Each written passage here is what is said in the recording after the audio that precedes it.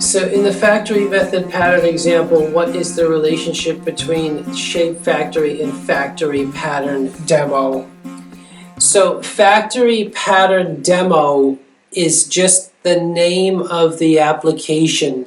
It's where the main method is. It's just the it's the name that somebody gave to the program that demonstrates the using the factory pattern.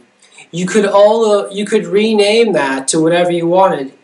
You could rename it to drawing editor, for example, or Tetris is another example.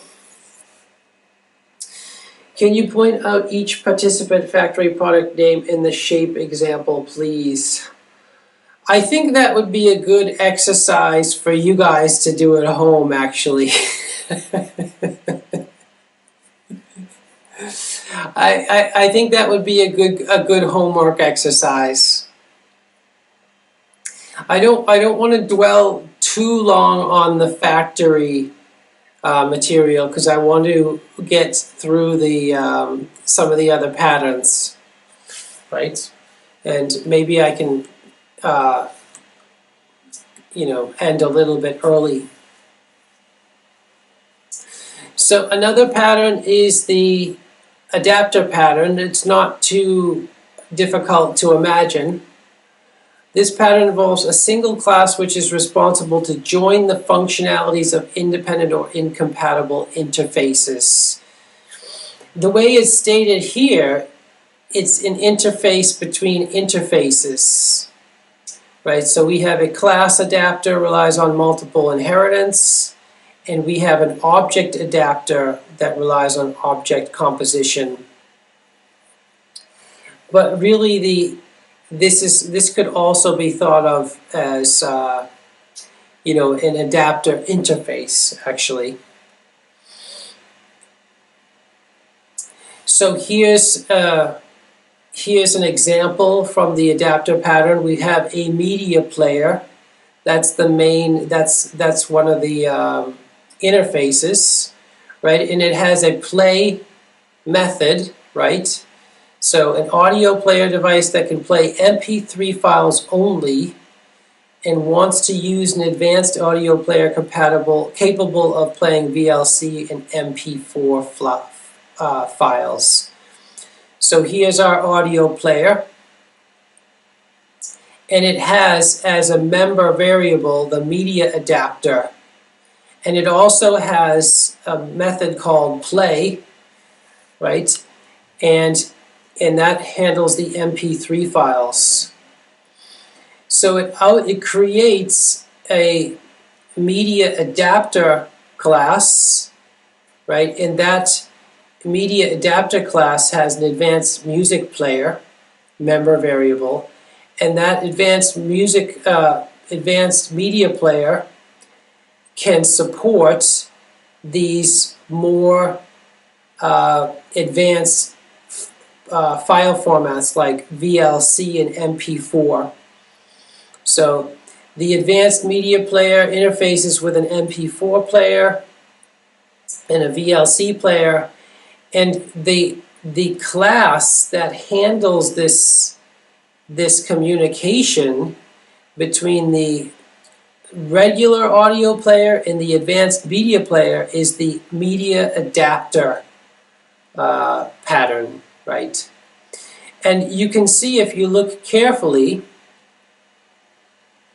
they all implement a version of play. So that's kind of one of the properties, that's the behavior that they all share together. That's the responsibility that they all share, is they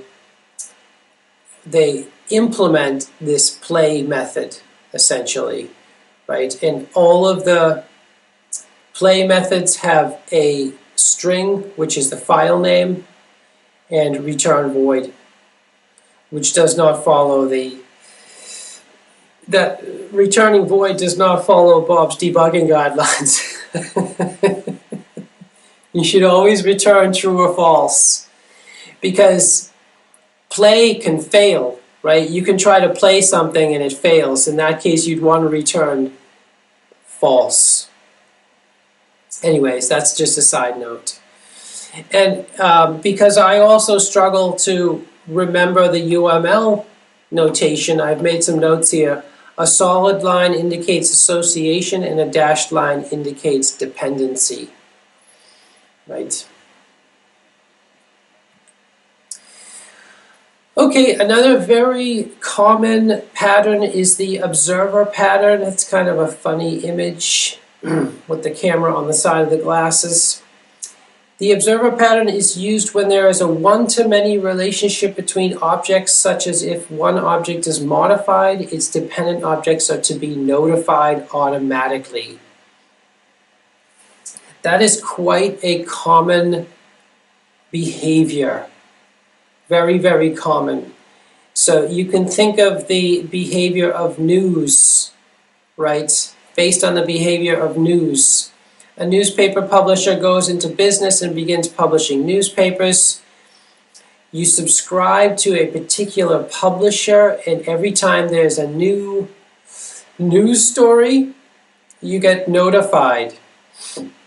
You can unsubscribe when you don't want to hear any more news, and delivery stops.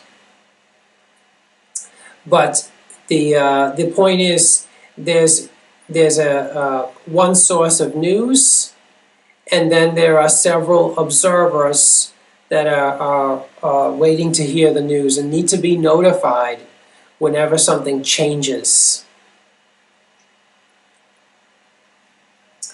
So there's the different kinds of relationships, like publishers and subscribers, where the publishers are the subject and the subscribers are the observers. Right, that's what we're really talking about in the observer pattern. So the idea is to create a kind of loose coupling between the subject and the observers. Two objects are loosely coupled if they interact but have very little knowledge of each other. So in this case, the subject doesn't really want to know the details of all the observers. Basically, the publisher just wants to send out one message that says something like new news, like news update, and bam, all of the observers get to know about some news update. So in that case, we can add new observers at any time, irrespective of the state of the subject-object, and without modifying the subject-object, or just subject. Changes to either subject or object will not affect one another. In other words, if we want to do this pattern correctly, we should be able to remove observers anytime and add new ones anytime without having any effect, right? Without having any consequences.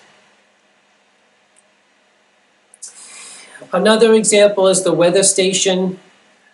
A weather station example, if we have an IoT box connected to multiple weather stations, how can we set up the observer pattern and make the sensors observable in order to efficiently construct an object-oriented version of this software? We can set up a weather station based on the weather data object, which tracks current weather conditions, including temperature, humidity, and pressure. And we can create an application which has three display elements: the current conditions, the weather statistics, and simple forecast. And the displays are updated in real time. And of course, we want to have it so it's adaptable to future changes. And lo and behold, Java supports the observer pattern. It's built into Java. And in fact, you're going to see, if you do a little bit of investigation, you will find many Java implementations of design patterns, right? So you don't generally have to start from scratch with these design patterns. You will find existing implementations of them if you do a little bit of searching.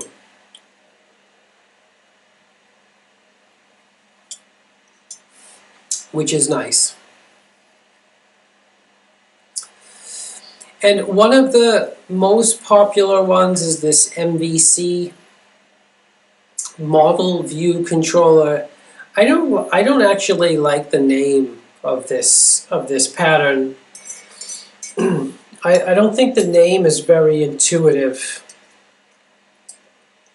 But if you think about it, if you just take a step back and think, as one does, what are like the subsystems that almost every application needs? There are a few subsystems that almost every application needs.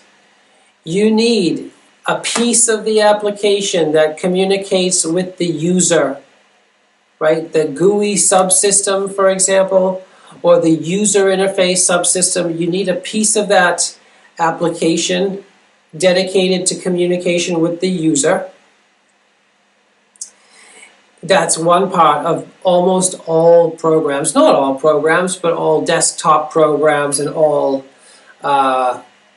tablet programs and all mobile phone programs, basically. You need another piece of the software that interfaces with the data. So you have the interface for the user, you have the interface for the data. The data is coming, we don't know necessarily where the data is coming from. The data could be coming from a file, it could be coming from a database, and it could be coming from the network. But basically all the software is going to have a subsystem dedicated to the data. And what's the third component? Somebody might know the answer to this already. You have your user communication component, you have your data communication component or data management component, and then the other part of all the software is the processing part. So you have user input, you have data interface, and then you have a processing part of your program. Basically, all programs fit this pattern.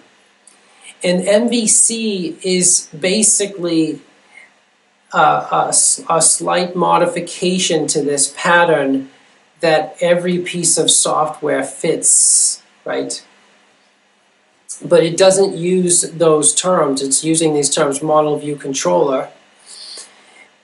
The controller part is what I just described as the user interface, the communication with the user, like the user input, the GUI. The view is the output from the processing component. So it's using these different terms. So this is used for data-driven user applications. Well, data-driven user applications cover a huge, a huge number of software applications. Such applications are responsible for several tasks: loading and storing the data, right? That's our data interface. Constructing the user interface, that's the communication with the user. And interpreting user actions, that's also communication with the user. These tasks can be organized into subsystems, right? The subsystems are, in this case, model view and controller. And that's what it looks like. Oh, are you missing a slide? Can controllers be used by multiple classes? Yes. Yes, controllers can be used by multiple classes. You can also think of a controller as a subsystem, by the way. Say the main class assesses a controller and then the UI controller assesses the object controller. Yes. Oh, you don't have, this slide?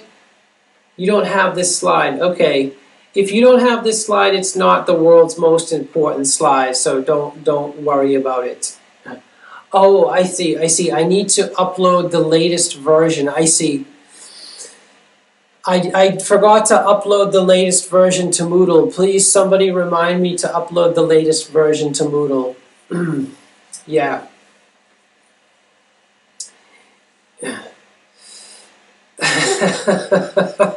I will. I'm afraid if I try to put it in the chat or anything, it will crash. Just be patient with it for a few more minutes, and I will upload it to Moodle. You guys all saw me. I had an outdated version of my PDF, and then I renewed the PDF file during the lecture, and PowerPoint crashed on me. So let's just be patient for a few minutes, look at the slides, and then I will make sure to upload the latest version when we're finished in just a few minutes. So the so-called model communicates with the data source to read and write data. Like, it could be in a database, it could be in a network, right? The view is what the user sees. That's probably why it's called view. It's the aspect of the software that the user can see, right? And this is the GUI, for example, but it's also the program output. So usually our software has a visual display, not always, but usually it has a visual display. It could be showing you bar charts, it could be showing you text, it could be showing you a fancy game, right? Those all correspond to the view aspect of the MVC design pattern. And then we have the controller, which listens to what the user is doing, or what listens to the user requests, the user input, right? So most applications have some sort of a GUI, or at least some way for the user to input some data, and that is encapsulated by the controller subsystem.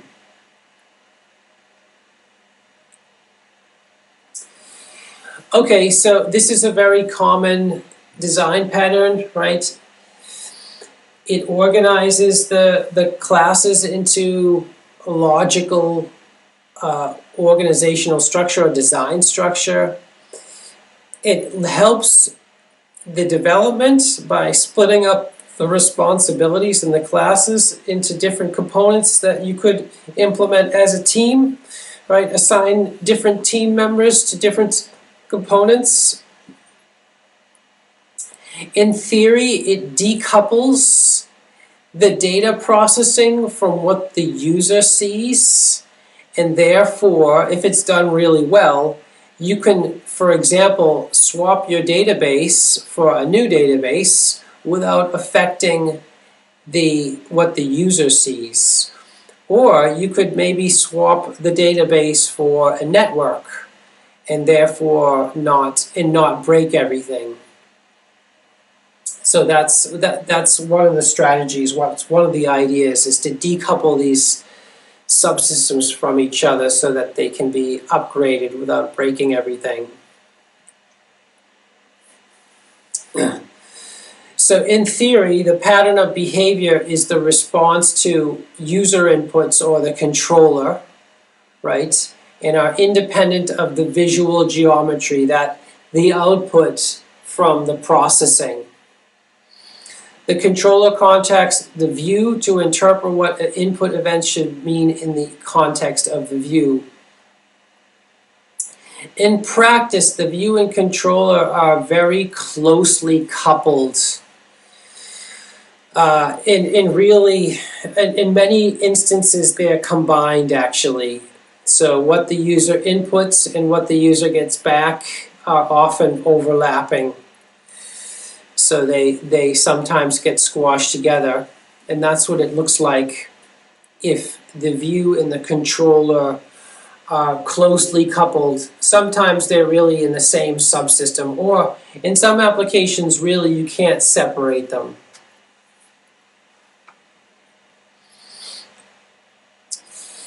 And this is just a push-pull perspective.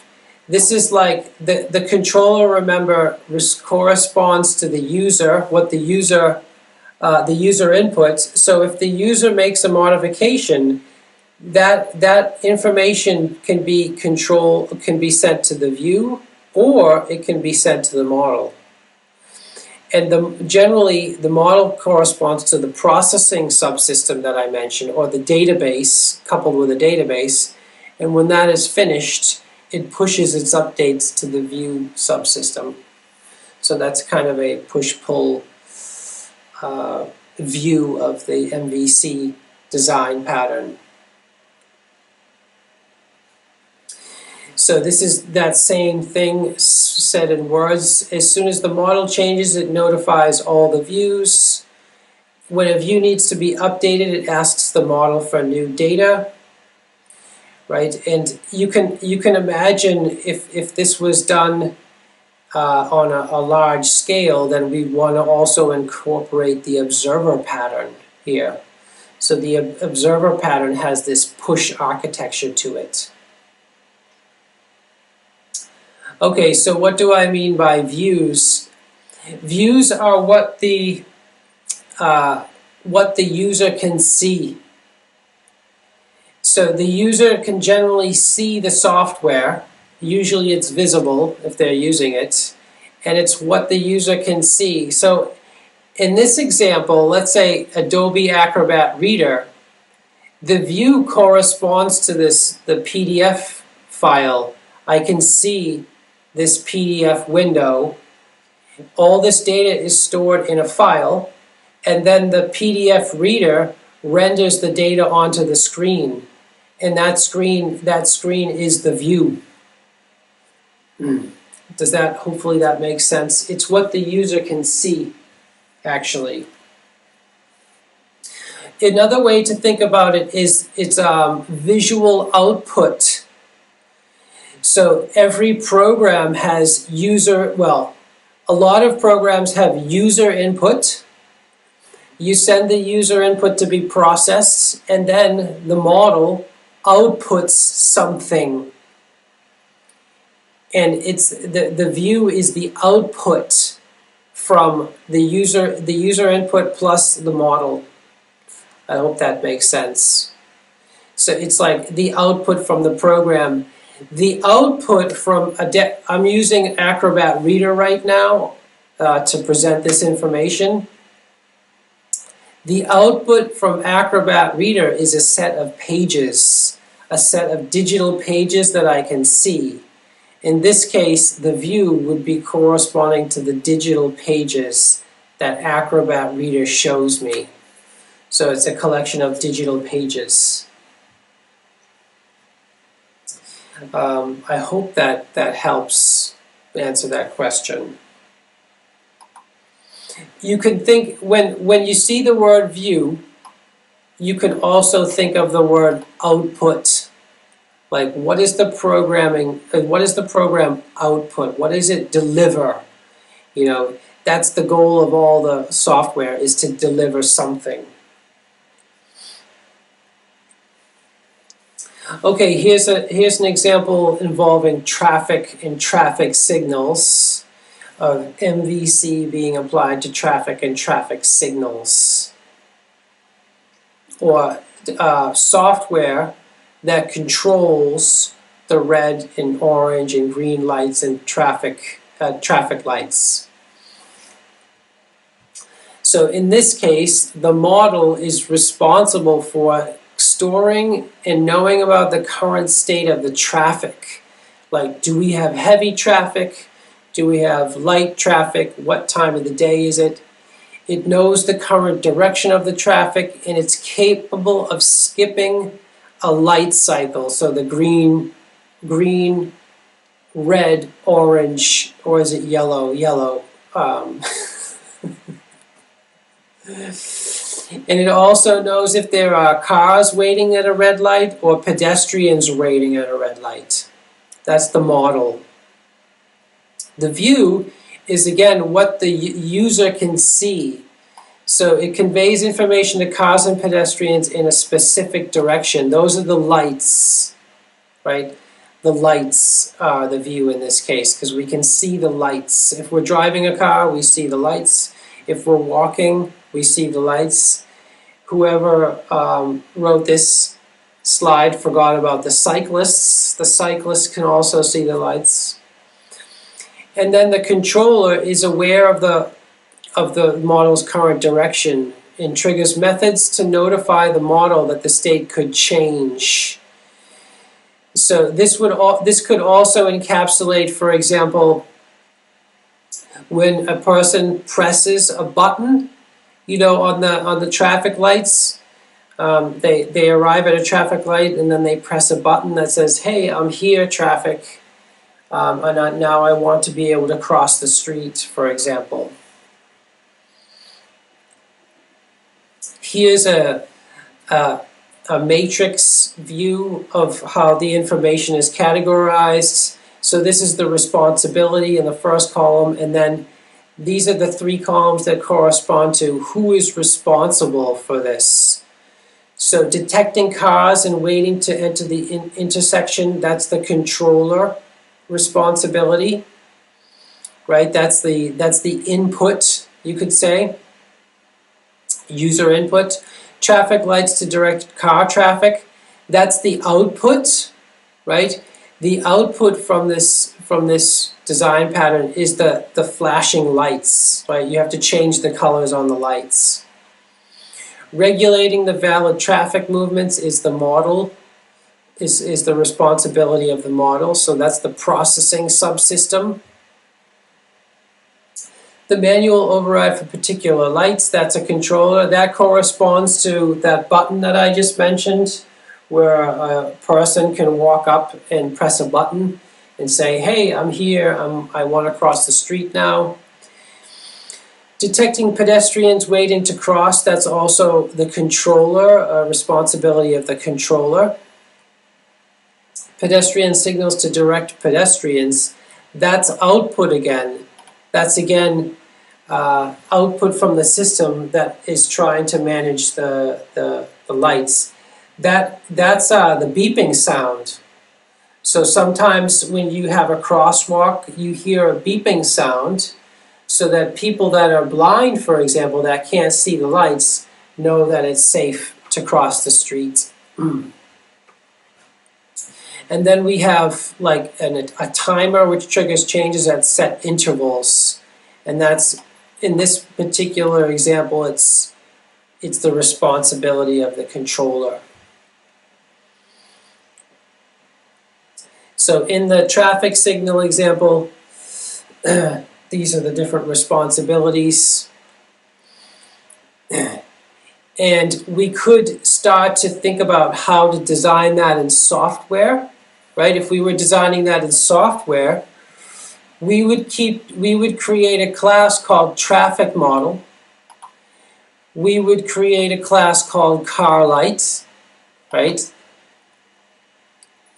That's actually not the best name for an object. I don't think I would call it car light. I would call this traffic light, actually, not car light.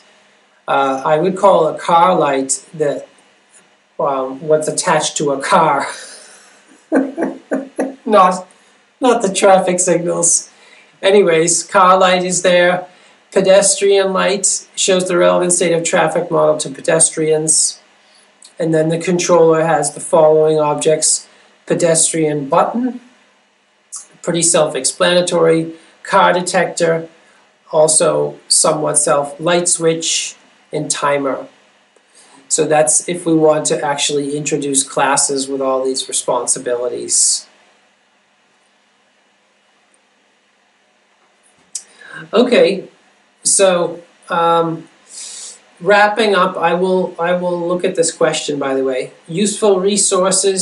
There's lots and lots of web pages and YouTube channels and websites dedicated to design patterns. This is one of them. This one has very handy printable design patterns cards. Right, you can see little cards here. Here's another one, design patterns in Java tutorial. How lovely is that? That is so lovely. Look, all these design patterns implemented in Java. That is just amazing. The factory pattern, another factory, abstract factory pattern, singleton, builder, prototype, adapter. Very, very impressive.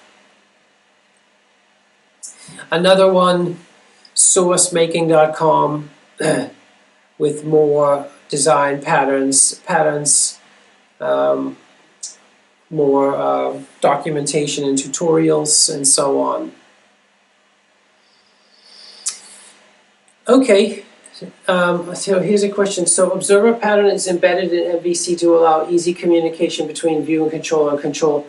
I would say no, that's not true. So somebody asks, so the observer pattern is embedded in MVC to allow easy communication between view and controller and model. No, I would say that is generally not true.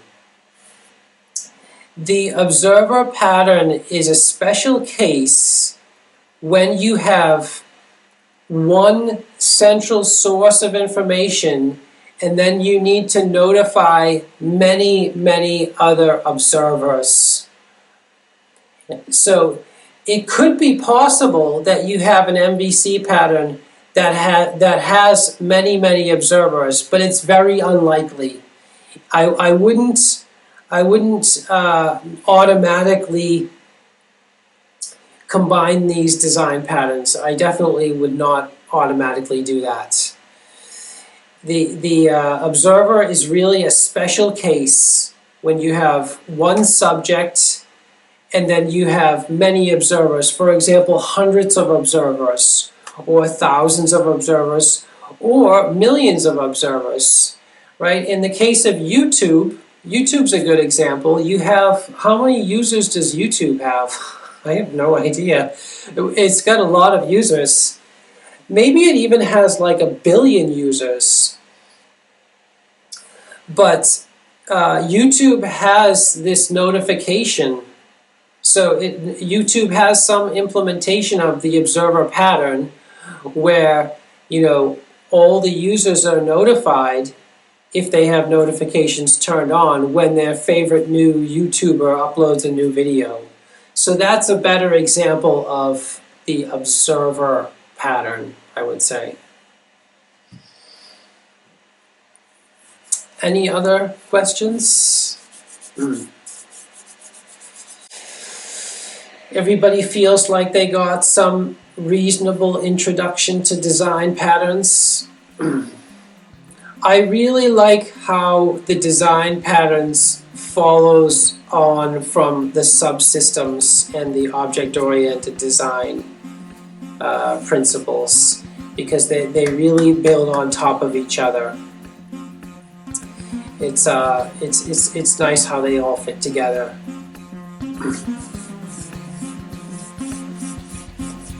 Any other questions?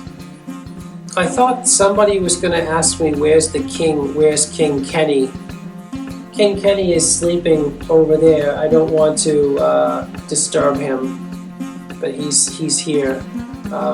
He likes to sleep during the lectures.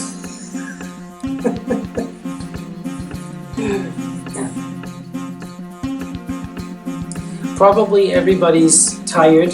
It's Friday at 4:30, and the days are getting very short, and it's time to take a nap.